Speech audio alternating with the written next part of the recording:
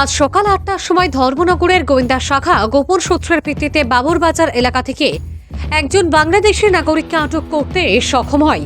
জানা গেছে ওই ব্যক্তি দীর্ঘদিন ধরে বাংলাদেশ থেকে ভারতে প্রবেশ করে ধর্মনগরের সিগন্যাল বস্তিতে বসবাস করছিল এবং মৎস্য ব্যবসা পরিচালনা করছিল।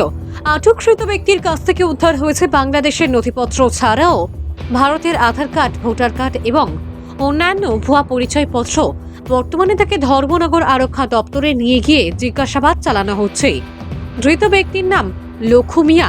তিনি স্বীকার করেছেন যে তিনি বাংলাদেশে বিএসএফ এর নজর এড়িয়ে পারাপার করতেন এবং সেখানে বাংলাদেশের পরিচয়পত্র ব্যবহার করতেন।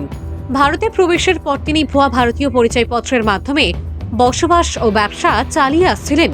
এই ঘটনায় প্রশ্ন উঠেছে, এতদিন ধরে ধর্মনগরের গোয়েন্দা শাখা কেন তাকে শনাক্ত করতে ব্যর্থ হলো?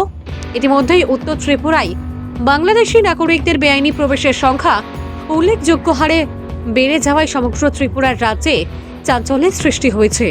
ভানুচন্দ্রের report, Assam prime network. Received information that there was one Bangladeshi residing here for quite some time, staying in Signal Basti area. So we have arrested him. His name is Lukumia of 38 years, and it is suspected that he has dual documents, both of Indian and Bangladeshi documents. We will register a case and verify whether the documents are genuine or fake. So investigation is being initiated.